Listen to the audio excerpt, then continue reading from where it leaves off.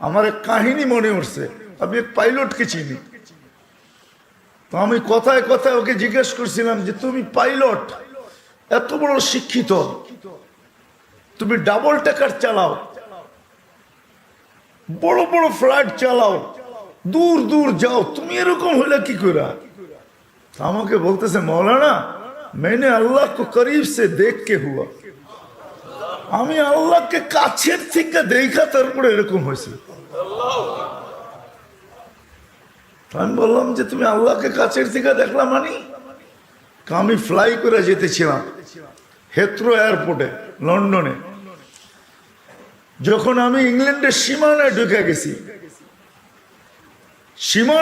গেছি, হেথ্রোতে আমি ল্যান্ডিং করব, সীমানায় যখন ঢুকে গেছি, তো আমি বটনে পুশ করে চেকিং করে, এর আগে চেক করে যে সবকিছু ওকে আছে কিনা।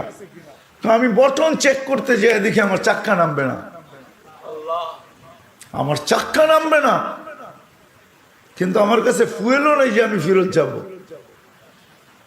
কারণ আমি 9 ঘন্টা ফ্লাই করে আসছি, 18 ঘন্টার ফুয়েল আমার কাছে নাই। আমাকে হয়তো ক্রাশ করাইতে হবে, নাইলে নামতে হবে যে কোনো ভাবে। বলে আমি হেথ্রো টাওয়ারের সাথে যোগাযোগ করছি যে আমার এই অবস্থা, কি করবে করো, আমার কাছে ফুয়েল নেই, আমাকে হয়তো ক্রাশ হইতে হবে, নাহলে কোনো ব্যবস্থা হইতে হবে যে আমি ল্যান্ড করতে পারি। হেথ্রো এয়ারপোর্টের ভিতরে কিয়ামত হয়ে গেছে, কিয়ামত, যে এই জাহাজকে ল্যান্ড করাবে তো করাবে কি করে। তারপরেও একটা সিস্টেম থাকে, ঠিক না? কিন্তু বলে ওই সময় যখন আমি ল্যান্ড করতেছি প্রসেসিং এর মাধ্যমে, তখন আমার হঠাৎ মনে উঠছে আমি না মুসলমান। তখন আমার মনে উঠছে আমার আল্লাহ না সব পারে। বলে আমি চিৎকার দিছি ককপিটের ভিতরে, আমার আল্লাহ সব পারে বলে বটনে চাপ দিছি, গড়গড়ে আমার চাক্কা নেমে গেছে। আমি স্বাভাবিকভাবে ল্যান্ডিং করছি। এর আগের কিয়ামতের চেয়ে বড় কিয়ামত হয়ে গেছে, পুরা এয়ারপোর্ট ছুটে আসছে। তুমি আমাদেরকে এই ধোঁকা দিলে তো দিলে কেন? তোমার জন্য হেথ্রো এয়ারপোর্টের মতো হাজারো ফ্লাইটকে আমরা বাতিল করছি, ডাইনে বামে পাঠায়া দিছি যে অঘটন থেকে বাঁচার জন্য। তুমি তো স্বাভাবিকভাবে ল্যান্ডিং করলে। তাই আমি বললাম যে চেক করো, তারপরে কথা বলো। তো ওরা যখন চেক করছে, চেক করার পরে দেখছে এই চাক্কা নামলো, তো নামলো করে, তোর সব সিস্টেম তো ফেল, এটা কি করে নামলো? বলে আমি দ্বিতীয়বার দরজার ভিতরে দাঁড়ায় চিৎকার দিছি আমার রব সব পারে। তখন আমি এয়ারলাইন্সের মালিককে, এয়ারলাইন্স চালাদেরকে চাবি বুঝাইয়া দিছি, লও তোমাদের চাবি, 4 মাস পরে চাবি আমি হাতে নিব, যদি দেও, এর আগে নিব না। আমি এইখান থেকে চললাম, কেন আমি মালিককে কাছের থেকে দেখা ফেলছি। সত্য এটাই, আমি আপনাদেরকে এই সন্ধানে দিতেছি, সত্য এটাই। এই জন্য আমিও দেখা বলতেছি যে এই দেশের মাটির সাথে, মানুষের সাথে আল্লাহর ভালোবাসা আছে। কারণ এই দেশে একটা পরিবেশ আছে যেটা দ্বারা মানুষ হবে।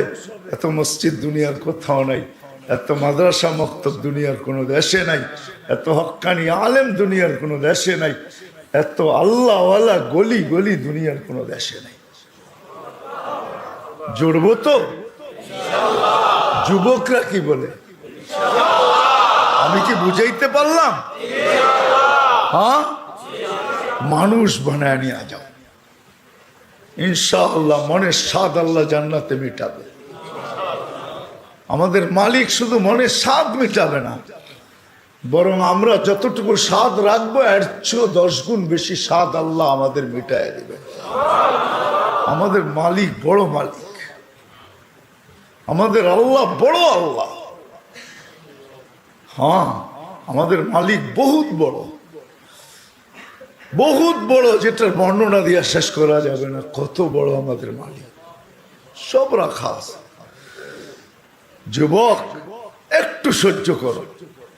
হ্যাঁ, দুর্গন্ধময় জায়গা দিয়া যাইতে কারো কাছে রুমাল না থাকলে যেরকম নাক চাইপা ধরে আর দ্রুত পার হয়, ঠিক এই ছোট জীবনটাকে এইভাবে পার করো, চার জিনিসের সাথে সংযুক্ত করা। ইনশাআল্লাহ তুমি ওই যুবক হইয়া ফিরবে, ওই যুবক হইয়া ফিরবে, ওই যুবক, ওই যুবক। আমি আজকে এক জায়গায় বলতেছিলাম যে ওই আমার মনে হয়, আমি বলি যদি ওলামা আমার উপরে আঙ্গুল না উঠায়, তুমি ওই যুবক হইয়া ফিরবে, আল্লাহ আল্লাহর রহমতের আঁচলের নিচে তোমাকে রাখবে। যেরকম মা সন্তানকে আঁচলের নিচে রাখে, আল্লাহ তার রহমতের আঁচলের নিচে তোমাকে রাখবে। ওই যুবক হয়ে ফিরবে। করবো তো পাক্কা? সবাই কি করব? মসজিদে সময় দিব, দিনী মাদারেসের সাথে নিজের সম্পর্ক জড়ব, হক্কানি আলেমদের সাথে সম্পর্ক জড়ব, হক্কানি আল্লাহওয়ালাদের সাথে নিজেদের সম্পর্ক কি জড়ব, নিজেদেরকে বাঁধবো, চার জায়গার সাথে বাইরে রাখবো। যত বেশি দিতে পারি তত উপকৃত হব, তত তাড়াতাড়ি হবে। কিছু মেশিন আছে, কিছু সিস্টেম আছে, হ্যাঁ কিছু সিস্টেম আছে তাড়াতাড়ি হয়, কিছু সিস্টেম আছে স্লোলি হয়, ঠিক না? আস্তে আস্তে হয়, সময় লাগে। আবার কিছু আছে কি খুব দ্রুত হয়। ইনশাল্লাহ যত বেশি সময় দিব তত বেশি আল্লাহ আমাকে মানুষের মতো, মানুষ তত দ্রুত গতিতে বানাবে। চার ক্ষেত্রের সাথে নিজেকে নিজে চলি। এক, মসজিদ, সময় পাইলেই মসজিদে ঢুকি। আজকের থেকে প্রয়োজন যতটুকু অতটুকু অফিসকে দেন, প্রয়োজন যতটুকু অতটুকু বাজারকে দেন, প্রয়োজন যতটুকু অতটুকু হাটকে দেন, মেল ফ্যাক্টরিকে দেন, কল কারখানাকে দেন, রোড ঘাটকে দেন। বাকি যতটুকু থাকে চার ক্ষেত্রের ভিতরে সেট করেন, আল্লাহর ঘরে সময় দেন। দিনী মাদারেসের ভিতরে সময় দেন,